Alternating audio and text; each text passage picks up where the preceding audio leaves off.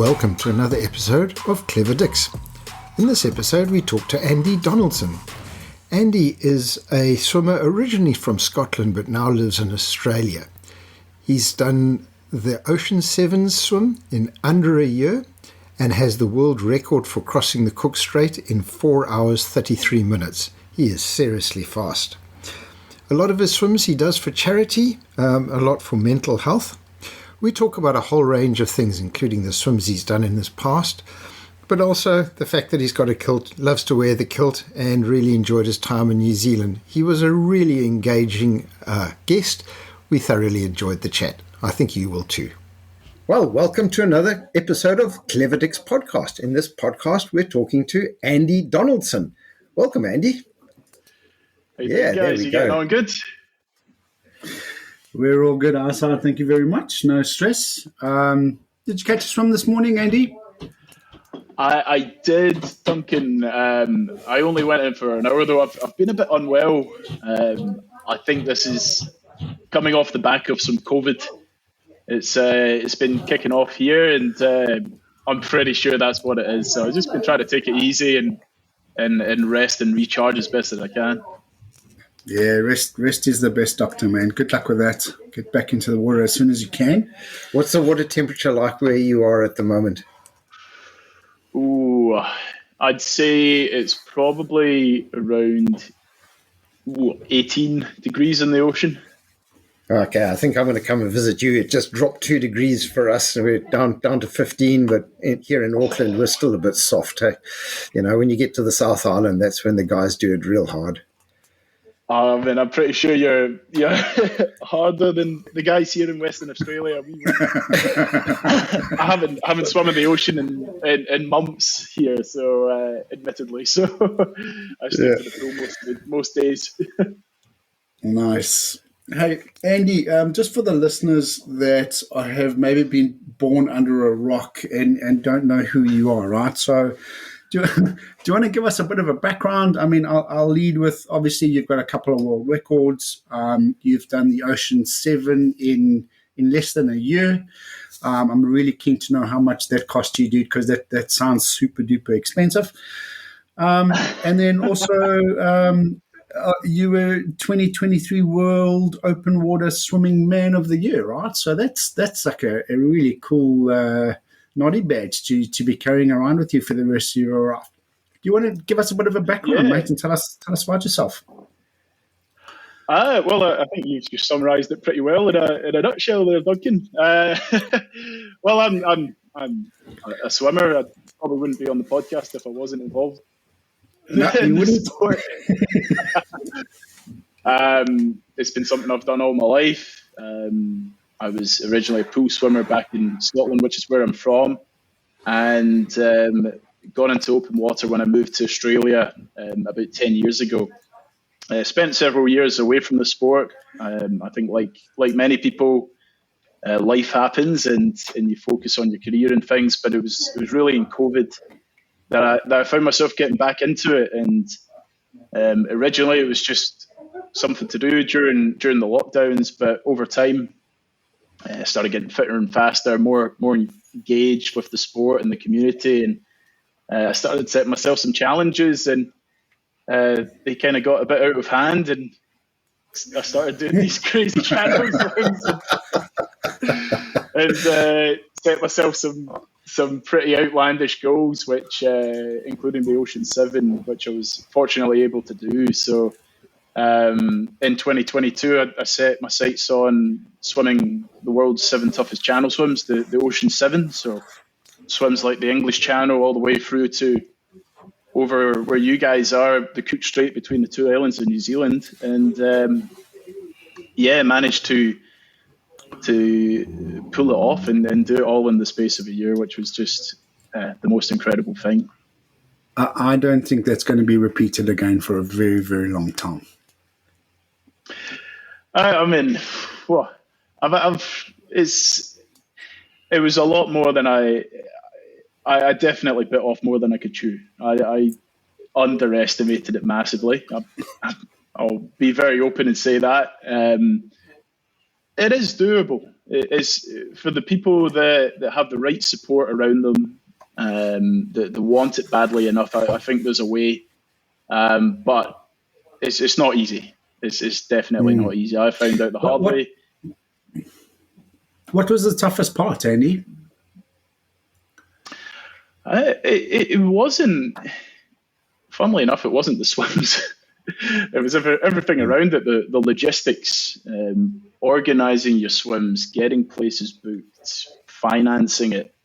I was raising money for a charity, so even that aspect of it was a lot of balls to juggle, and it kind of took over life for about 18 months of for a good 18 months. You know, and as a you know, it's not a professional sport. I'm not paid to do this. I had to fund it myself. That was tough, and I went through some periods where there was a lot of sleepless nights, worried about what I'd committed to and what I'd said I was going to do. And I like to try stick to my word. You know, I remember thinking through the night, how am I going to make this work? How am I actually going to afford this?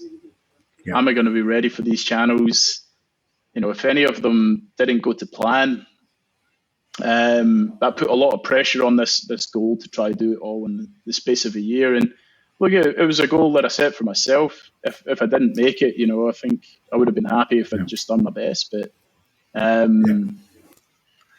think as the momentum built, the pressure kind of was loading up as well. The more people wanted to see it happen, but similarly, I think more people stuck their hand up and offered to help as this thing started to grow. So it was had its positives and its benefits, and its negatives as well. I would imagine you'd need a good team and a lot of people around to make that happen, because it's not the kind of thing that you could do all on your own. Absolutely, Jim. So, you know, that was the first thing that I really set out to do, just identify the support that I probably would need. And, you know, if you think of day-to-day training, you know, you need your coach, strength and conditioning, you need a good physio or masseuse or sports chiro to help with recovery, someone to talk to about the mental aspect of the sport and taking on a challenge of this, because it's not just the physical things, it's mentally trying to do all the training on a day-to-day basis, all the organizing, all of the things that could go wrong. It's very mentally demanding. So having this real good core unit around you to help, not just with the logistics and taking off some of the load, but also just from a psychological point of view, you know, it's taking on something like this. There's a lot of ups and downs. Having good people around you could help you stay on track and pick you up when you're ever feeling down. So it was just real key, having that good team around. So is there anyone in particular you want to give a shout out to? Like, did you have the same seconds across all of your swims, or was it a bit of like who was available at that particular point to help you was available, or was it consistent?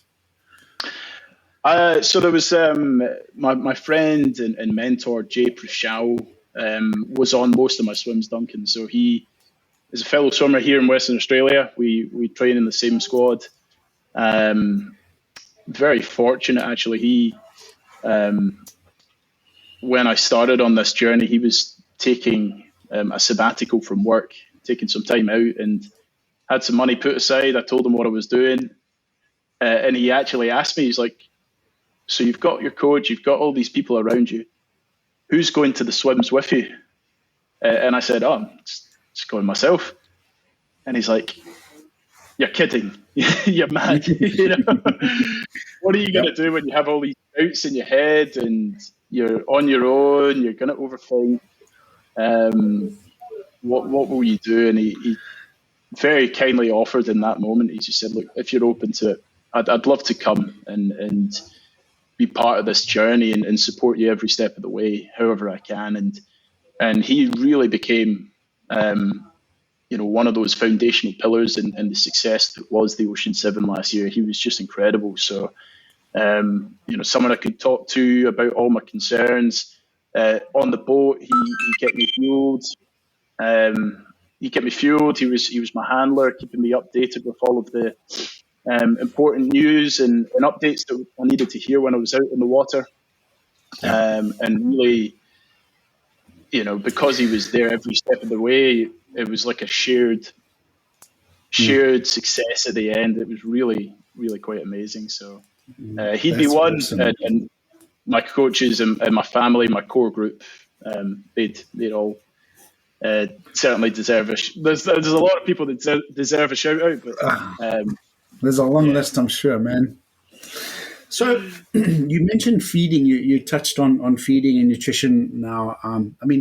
So the lower IQ side of my brain is going to say, dude, you swim so fast, you don't need to have any nutrition. You take 4 hours to do the Cook Strait or something ridiculous. What is it that you feed with? I mean, have you got a secret recipe, or is it different per swim, or what's your go-to? Well, the feeds, if you're thinking of fueling, to split it up into to split it up a bit, you do your carb load before, so you're fueling in the week leading up to the swim, and that's as it sounds, you're eating your pastas, your rice, that sort of thing, and storing all the getting glycogen stores in your body all loaded up, and that's really to set you up for the first half of a swim, of a marathon or an ultra marathon swim. But as you guys well know, during it you want to stay hydrated, stay fueled, and the way that I look at it, that's almost setting you up for the second half. So when you're in these swims, you can usually feed off the support boat that's going along beside you, or a kayak. And for me, all of my feeds were liquids. So I was cycling through 5 different kinds, stuff like a sort of energy powder mixed with water, one called Stamide, an energy gel mixed with water, ginger cordial and water, flat Coke, and Milo, the sort of Ovaltine kind of drink. And I would cycle through those 5. They're all providing a certain amount of carbs that you need. Everyone's different. So for me, it was like 100 grams of carbs an hour. But the idea is it just keeps you topped up, keeps you hydrated. You're trying to avoid deplenishing the stores before you bonk, essentially. You just keep topping up. Yeah. So bonk is a cycling term, right? Not so much a swimming term? It's, I think any kind of long distance sport, bonking. Sort of just fall off the cliff, yeah? Falling off a cliff, hitting the wall. Yeah. And I think everyone's gone through experiences of it. It's horrendous. Yeah. It's absolutely horrendous. But I think you have to do it to know, because funnily enough, like when you do hit the wall or you bonk, you can still keep going, but it's just torture. It's absolutely torture.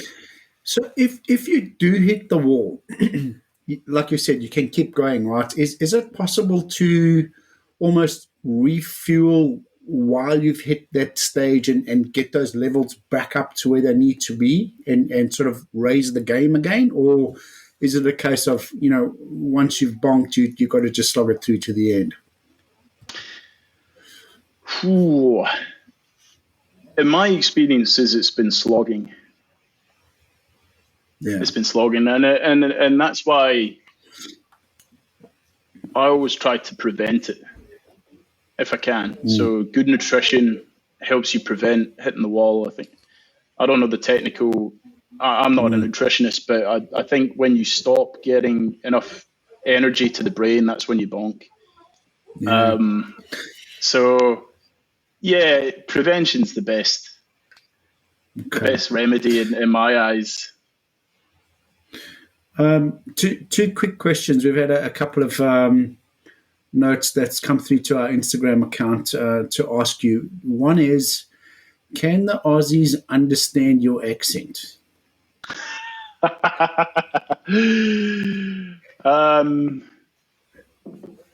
Depends. Or did they just look at you and go, "Yeah, mate"? I think maybe there's an element of polite. I mean, a lot of Aussies came from the UK, so if you're talking to the older, like the sort of generation before mine, the £10 bombs, I think they'd be fine. But maybe the current crop are just like, what is it? No, I often get it, when I start talking and people are like, "Oh, did not expect that accent to come out of your mouth." The other question was, do you have a kilt? I do have a kilt. Yeah, I do have a kilt, Duncan. Dude, you got to send us a picture of you in a kilt, man. I could go and get it for you now. It's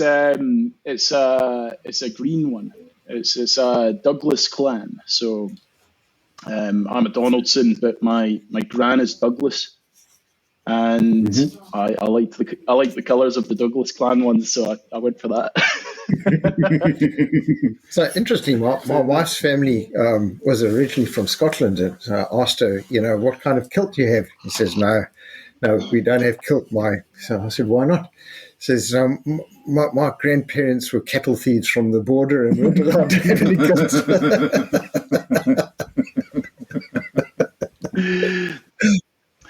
But no, it's any excuse to wear it. I will. I love wearing it. It's I think you could take the boy out of Scotland, but you can't take the Scotland out of the boy. There you go. Be proud of that, dude. Andy, stalking you on your Instagram, I noticed that there was a couple of years ago, which I'm guessing was pre-COVID. You had another sort of very young midlife crisis, and you quit your job and you went backpacking around the world, right? That's right. So there's a bit of a trend happening here with you, right? So firstly, tell us about that first midlife crisis, and then afterwards, I want to know, what the next midlife crisis is going to be for you.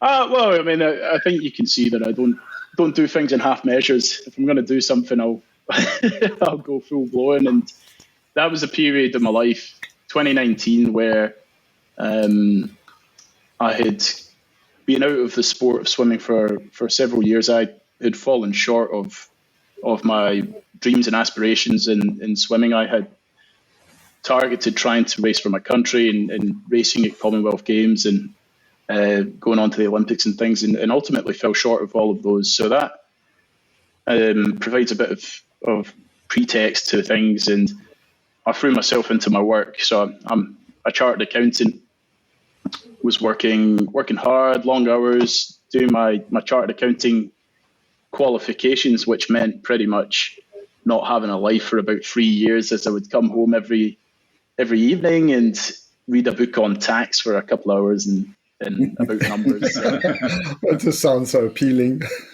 yeah, that's it. So I was just getting flogged at work, and just went through a period where I really questioned what I was doing, and wasn't overly happy with where things were going in life. I thought things were going to be different. I had a few friends that were struggling with mental health, and I unfortunately lost them. Had a relationship breakdown with a girlfriend at the time, and I just thought, I need to take some time out and just really figure out what I want to do in life. And traveling had been something that I'd always wanted to do. I'd always wanted to take a year out and go backpack and see more of the world. So I just thought, why not do it? So I quit my job. I put my bed on Gumtree and sold all my possessions. And One way ticket out to Europe and started there. And, I didn't really have any plans. It was just heading off and seeing where things would take me. And I ended up traveling to, I think, over 30 countries in the space of a year, doing all sorts of things, bungee jumping, did my diving certifications, canyoning, visited all these incredible places. And it would have been about March 2020 when I was in a country called Nicaragua in Central America. And I was there working as a volcano tour guide. Okay. Yeah, I know. That's the thing. We would take people up volcanoes and, we'd go on hikes, we'd go camping, we'd swim in the crater lakes. But for the most adventurous people, they would go volcano boarding down the sides of these volcanoes. And I was living the dream. I was, partying, was a tour guide, not really caring about life. I wasn't really figuring out life. I was just kind of running away from it. And, March 2020, we can all remember what happened around then. Everything changed. And, the pandemic, really amongst the madness of the pandemic, I was able to scramble my way back to Perth. And fortunately, when there, I didn't know what I was going to do, but I luckily found myself getting back into the water, which started on this journey to where I am now. That's an incredible story, man. You've done a lot of work, if I can sort of just touch on, if you don't mind, some of that mental health aspect of it. You've done a lot of your swims for mental health charities. Is that correct? Yeah, that's right. It's something that's very close to my heart. I've had friends that have struggled, family. My grandfather, who is a big inspiration and role model in my life. He suffered dearly from depression, and I've had my struggles too. So swimming's been something that's always helped me through my toughest times, and always provided that. It's always been that sort of tool that's helped me with my well-being. So I just felt that it was a natural thing to support in doing these swims for mental health. Nice, dude. I take my hat off to you, because I think we'd be lying if we said we've never struggled with it. I've immigrated probably 7 years ago to New Zealand, and it's probably the hardest thing I've ever done in my life. Right, I've got a big family, and there's been some lonely days, right? And you often, like you say, you don't know who to turn to, right? So I've considered selling everything and backpacking around the world, but I don't know if my family would be that happy with me. So I still the worrying thing is they might be really happy with you. Yeah. I know a few guys over in Nicaragua if you're looking for a job. Yeah. I'm keen. I can teach surfing down a volcano, man. I've got volcano experience here at Rangitoto Island in Auckland.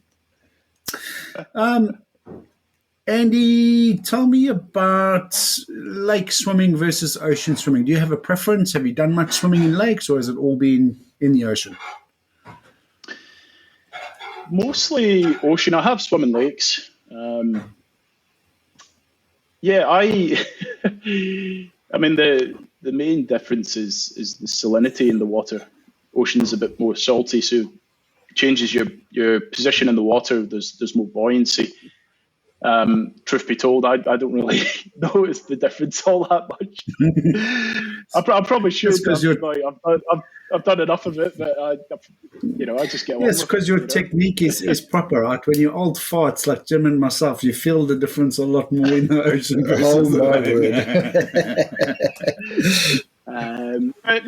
What I would say is, it is good to know, be aware of it, but I wouldn't spend too much time thinking about it, because you have to adapt. That's what open water swimming is. You are put in an environment that isn't controlled. There's no lane ropes. There's no set distances. You're exposed to wind. You're exposed to the waves and different salinity in the water. And you need to be able to navigate your way through those and adapt. So I just see it as part of the sport. Yeah. What was your game in the pool? What distance did you swim? I was a 200 swimmer, so 200 freestyle was my thing. Yep. Managed to get to quite a decent pace in time. I was down at 1:51 for long course in a 200. That's like my PB for 100. Eh? I still aspire to that. Dude, that's quick. That's super quick, huh? It made a bit of a. It was certainly not an easy transition up to the long distance stuff. I hated distance growing up. I was never good at it. I was just middle distance was my thing. Where did you get the endurance from? Because I mean, obviously, marathon swimming, 4, 5, 6, 7, 8 hours of swimming is massively different to a 200-meter sprinter, effectively, right? Where did you get the endurance from? Well, it would have been in 2014 when I made the change from the 200 up to the 10K. And so just doing the as you do. I was looking for a fresh challenge, and there was a really solid group of marathon swimmers in that squad. There was a guy who was the best in Australia at the time. There was a 2-time Olympian in there. So I had good people to learn from, and I wanted to train with them. So it was a brutal transition, and I think it's only one of those things that you have to learn by doing. There's no shortcuts. There's no quick ways to get there. You got to do the distance and get the miles in. But I suppose one of the things I'm lucky to have, like I can get into this kind of state of flow and get into the zone quite quickly and just stay there and really zone out. And time just goes fast, and it's very automatic, and you're not thinking. And before you know it, you've covered the mileage and you've done the sets. So yeah, I think that's one of the lucky things I have. You don't think about anything specific while you're swimming. Just get into that zone and sort of tune out of the world a bit. Think about dinner. So, Andy, when it comes to your swimming, when you transition to long swim, are you the kind of guy that puts in like heaps and heaps of miles, or is it a bit more balanced? And sort of what's your ratio of sort of pool to open water when you're looking at an open water? Is it how does that work out for you? I try not to do massive miles now, Jim. For me, it's more about the quality of sessions and working in the right energy zones. So, a typical swim session in the pool would be 6 or 7 kilometers in a 2-hour set. And I'll swim 5 or 6 times a week in the pool. But we always try to do it at quality, and I don't actually do much in the open water. Not unless I really need to, like if I've got a cold swim coming up, like the Cook Strait, I'll definitely need to swim in the ocean and acclimatise, or find cold water, which is not easy in Perth outside of winter. So, just trying to be smart about it, because doing these big long swims, they're taxing. They take up a lot of time. You have to recover from them, and so we wanted to try be quite meticulous and smart with our training and see if we can replicate what we need on event day, but do it in a shorter way, like go to the gym beforehand and get fatigued and then do a training session to replicate that fatigue that you might feel at the end of a marathon swim. Okay. That sort of thing, or do a race in the morning and then go for a training session afterwards and replicate that fatigue that you have instead of just turning up to the pool and swimming 20 Ks. Yeah. That makes sense. I know you do a lot of your swims with a toe float, right? Which is a big thumbs up from us. We try and promote swim safety as much as possible. And I see when you are in the ocean, you've always got a toe float, which is pretty cool. Do you find that bothers you? Well, I think it's you just learn to live with it, I suppose.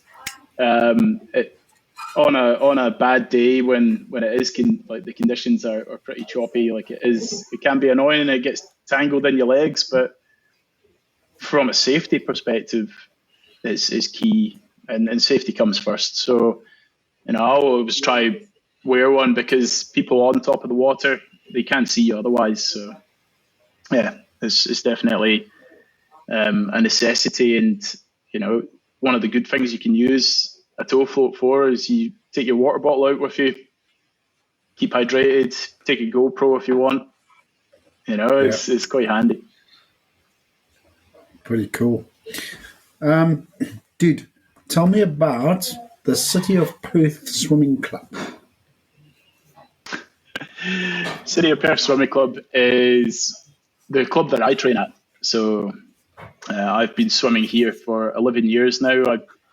My first day in Australia, I remember rocking up, and it was, 30th of June 2013, and it was a 40-degree day. And I'd pretty much come straight from the plane after touching down from Scotland. And I was wearing all my winter gear. I wish I was wearing my kilt. I was wearing a baggy pair of jeans because I'd just come from like winter in Scotland. So I was wearing all of my clothes because I'd moved my life over here. So I was wearing as much as I could. Had my my winter jacket on, and I turned up to the pool, 40-degree day, and I was just drenched with sweat. The guys in the squad thought I was nuts. But yeah, luckily they didn't judge me too much on that first occasion, and I've swum here ever since. So yeah, absolutely wonderful club. Rich You're an history. honorary member there, right? I'm a life member there now. So yeah, it's a club with a rich history. Great swimmers coming out of here in marathon swimming. Shelley Taylor-Smith, guys like Neil Brooks, or who else? I should know the names. No other Scotsmen. Not many Scotsmen. No, not many Scotsmen. Bill Kirby, Travis Netherpelt. Like they had someone on the Olympic team every single Olympics since they started. That's pretty cool. They've really, really amazing club, and it's been like a second family for me. Very cool. That's a lot of swim squads and swim groups do that for you, right? I know all the mates that I have here in New Zealand are through swimming in one way or the other. And both of us. Don't you, because you're not a mate. Ultra 33.3. That looks like a very cool event, right? Do you want to tell us a little bit about that? Yeah, of course, Duncan. So Ultra Swim 33.3 is a 4-day swimming event where people come from all over the world. It's open water, and over the 4 days they swim point-to-point races that combine to add up to 33.3 kilometres. 33.3 kilometres is the English Channel, so it's that iconic distance. Yep.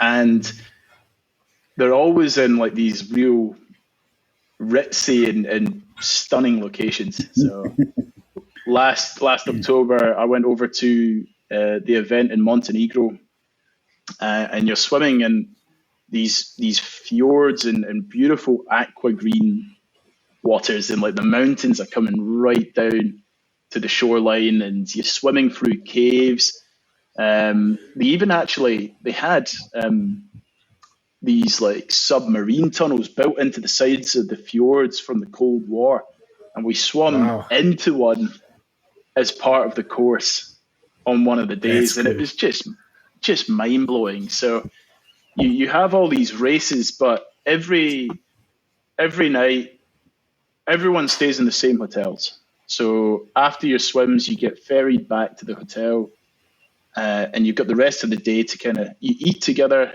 for lunch, and then you've got the rest of the day to yourselves, and then you come back in the evening for like race briefing. And they might have some guest speakers. So like last year I was a guest speaker. They had the founder of Swim Run Attilo, the Magic 5 goggles, all these people from different areas within our sport or relating water sports. And it's just this real incredible celebration of open water. It had everything that a good event should have: that adventure, beautiful locations, but incredible community and camaraderie amongst all the competitors. Is really amazing. So this year is in Croatia, right? Yeah, they've got one in Croatia next week. So I actually fly out tomorrow for that. So they've got Croatia, Greece, and Montenegro. Really roughing it, huh?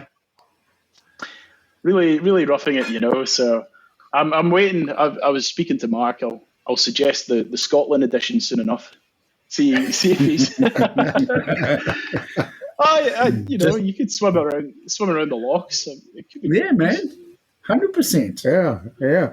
But locally to where you're living now, you've got Rottnest. It's been something that I have thought about over time. Can you tell us a bit about it? It does sound like an amazing event. I mean, not just big, but big from people and big from everything about it. Yeah, Jim, it's a really phenomenal event. So here in Western Australia, we have Rottnest Island that sits off the coast, and every year the Rottnest Channel Swim runs, and you have about 2,000 swimmers making the trip from Cottesloe Beach, 20 kilometres across the water to Rottnest Island. I think for a channel swim event, it's the biggest in the world. It's absolutely huge, and the whole city just really gets behind it. It's one day in the year where everyone's talking about swimming. You can do it as a solo. So usually there's about 400 or 500 people that do it as a solo every year, as a duo or as a team of 4, sorry. And so you swim across to this island, and the atmosphere is just electric. Like, it's just so incredible. You're out there on the water, and you just see this flotilla of boats and swimmers out there making this journey and expedition across the water. And when you get to the other side, Rottnest Island it's like this tropical paradise. It's pure white sands, the most stunning waters and beaches, and the atmosphere is just like, whether you've made it successfully or not, everyone wants to celebrate and party. Everyone's been putting all the hard yards in to train up for this event, and it's just, I think the party afterwards is probably better than the swim. It's just the most incredible night of the year. It's just so much fun. So yeah, I've done it as a solo and as in a team of 4. It's an event that's been going since the 80s, so it's got a lot of history to it. And Jim, you should definitely get across for it. It's one of those experiences you'll never forget. So you've won that, correct?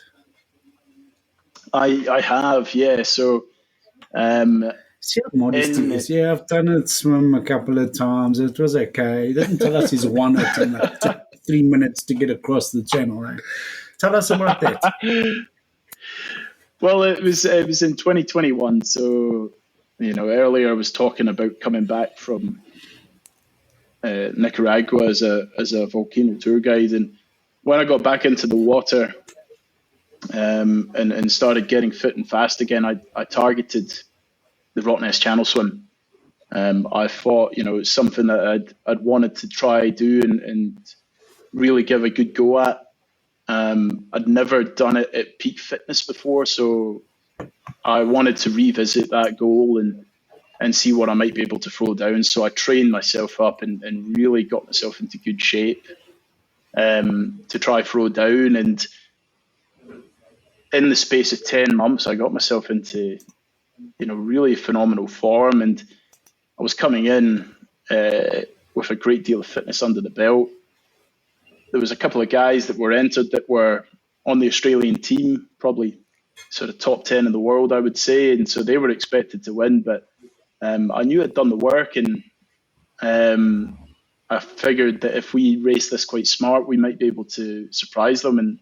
And that's how it played out. I came out the blocks fast, got into the lead, and basically stayed there and just kept extending it until it was uncatchable, and ended up winning by a good 6 or 7 minutes, which is quite a lot for the Rottnest Channel swim. I don't think there's been a win to that size of margin ever since. So yeah, it was a phenomenal experience and phenomenal day, and one of the most proud swims I've ever had in my life.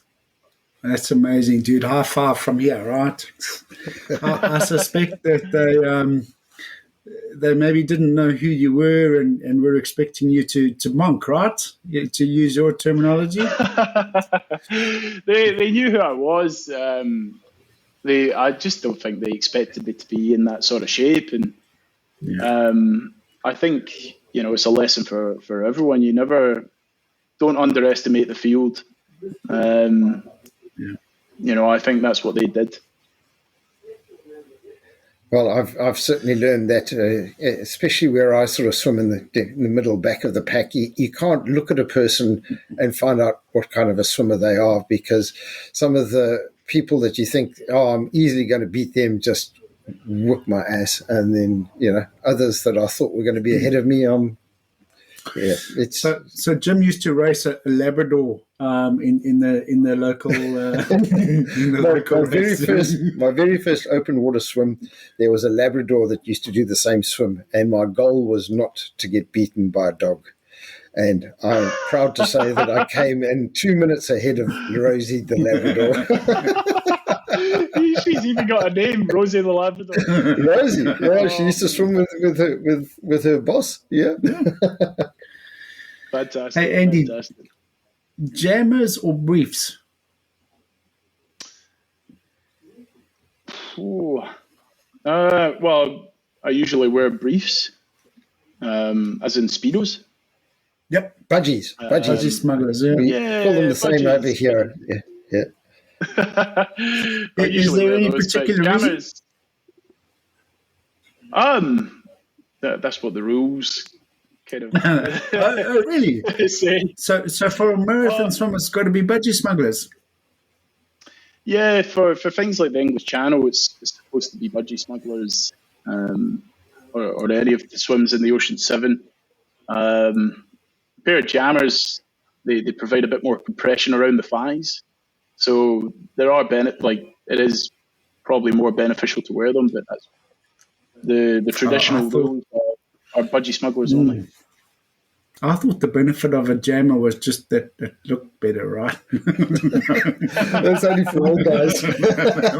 Then you get the psychological benefit. I look the part, I feel the part. Yeah. David Hasselhoff wore briefs, right? Yeah, that's okay. Cool, man. Do you grease up on your swims? Only in the long ones. Yeah. Yep. Yeah. So if you're swimming open water and you're going to be doing anything more than 5Ks, I'll grease up. Chafing's a nightmare. Yeah. What do you use? Chafing's a nightmare. I use ocean grease, so it's like a lanolin. They've got a couple of different products, but it's just as it says in the tin, it's just a grease. That's an Aussie brand, right?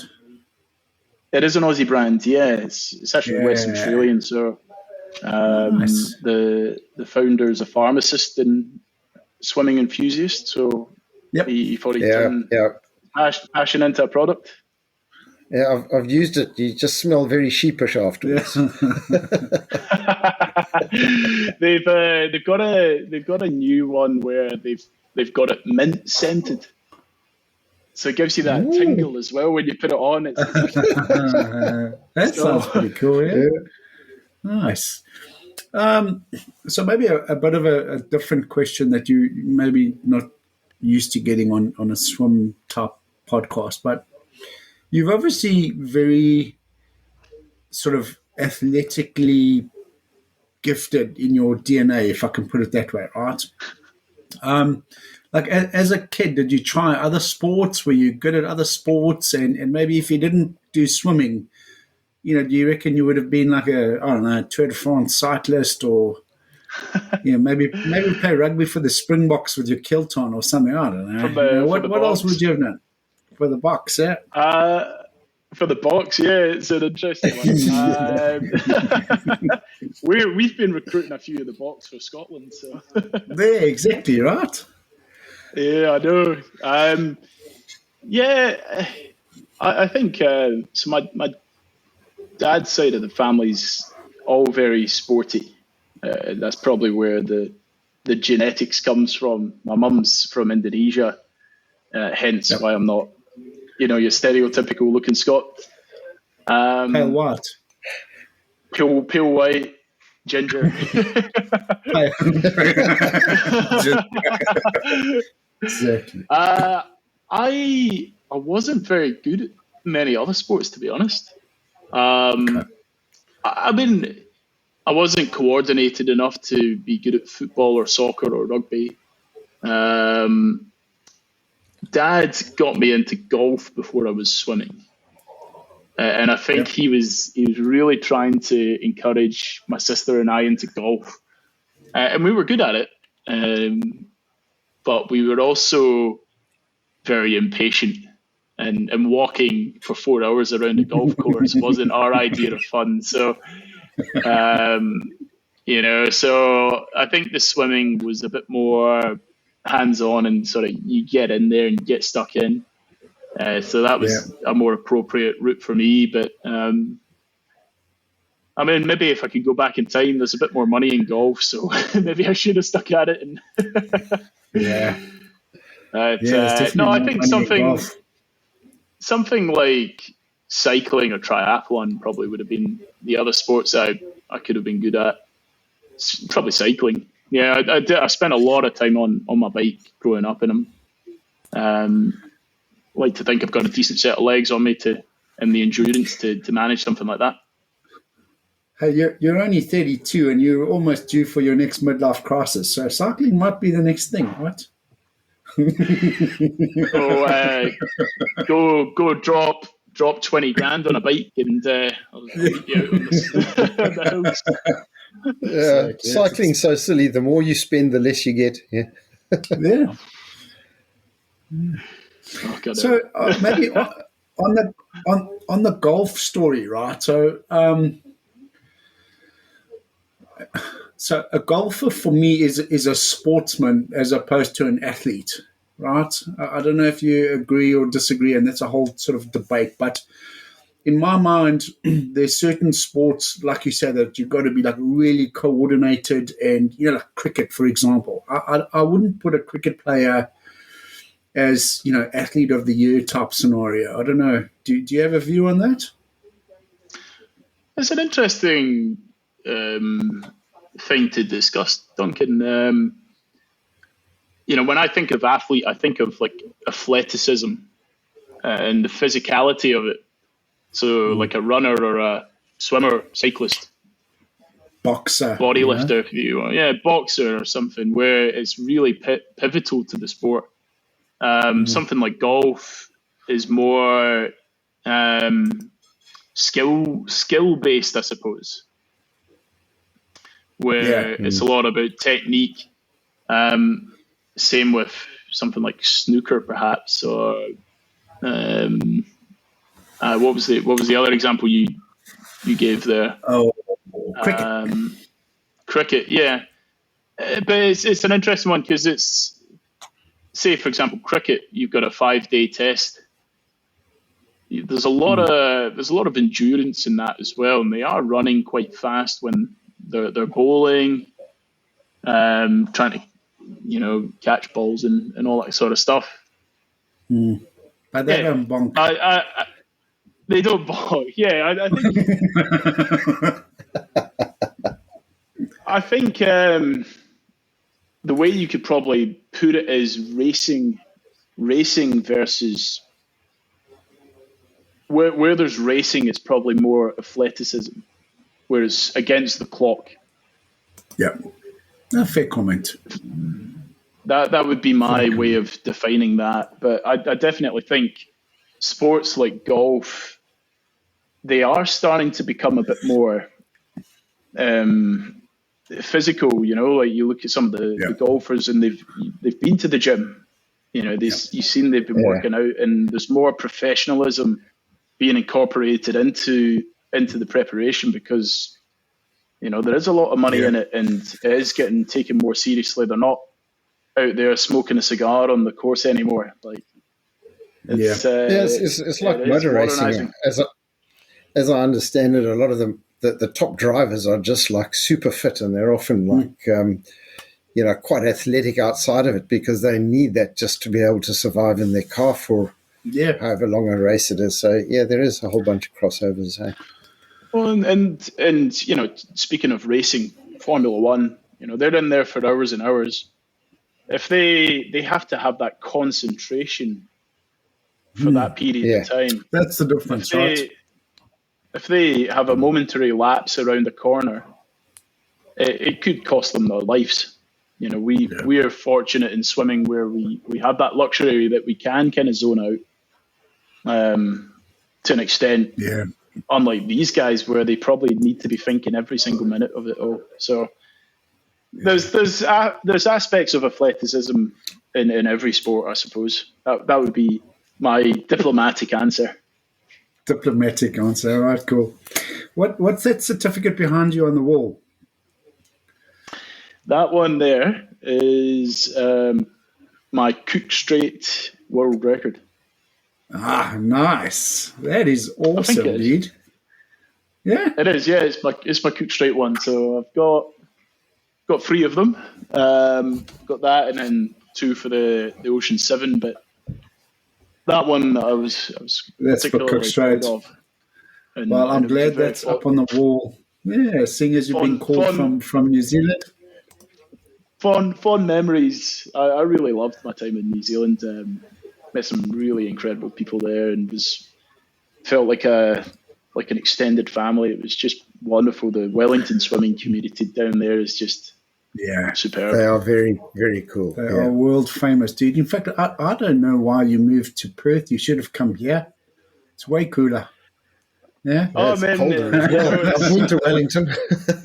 It's crossed my mind. I was there for almost a month, and it did. I remember thinking to myself, I could probably live here. This is a really good spot. When you're ready, dude, we will adopt you, no problem. You just let us know when you're keen to come across, right? So Andy, just I have one more question, and I think Jim may have one more question, but really just for me, I guess, what's next? What does the next sort of couple of months or couple of years look like for Andy? For me, I'd love to continue doing these swims. I'd love to continue using swimming to raise awareness around causes close to my heart, things like mental health or ocean health, or support good initiatives and charities that are doing great work. If I could, I'd avoid going back into the accounting world. So I'm looking at how I can maybe make this transition and do this more full time, and start working with other brands and collaborate, start doing professional speaking and get out there a bit more and share some of the lessons that I've learned that might be able to help people I think there's a lot of things learned in our sport that are applicable to life, business, and relationships. So I agree. I think I could really get out there and do that. In terms of a swimming perspective, I have a few swims on this year. I've got the ultra swim, so I'm going to Croatia next week. I've got Montenegro later in the year. I've got the Manhattan Island swim, so over in New York. Nice. Awesome. Haven't been to New York, so quite excited about that. I'd like to really have a good crack at that and see if I can have a stab at that world record there. That would be quite nice. One of the exciting ones, though, is in July, where there is a United Nations initiative to do, where they're inviting 10 of the world's best ocean swimmers to the island of Maui in Hawaii to do a circumnavigation around it. So myself, 9 others, including John O'Riddler from New Zealand, nice. We're all due to go out there and do this circumnavigation. It's 250 kilometers, so it will probably take us a couple of weeks, but it's really exciting. And I don't think anything's been done like that before, where all of these swimmers are coming together to do a challenge and rally behind a common cause, which is promoting the health of our oceans. So it's a call to action for ocean health, and it's with the United Nations. It's the scientists getting involved, local indigenous leaders, and they're bringing them all together and making a documentary out of it all. So, it's shaping up to be super exciting. And that sounds amazing, man. We'll definitely keep our eye on that one and maybe catch up with you guys after that. That sounds very cool. Good luck with that. Yeah, thank you, Duncan. So that's in July. So definitely keep you posted about that one. Yeah, man, keep my eyes open. That's so cool. So, that question was looking forward. I suppose the only question I sort of had is, when you sort of look back, you've had opportunities from all over. Is there any sort of standout or favorite one that you've done and you thought, that was super cool? You talked about Cook Strait, but was there something you said, man, that was just fun?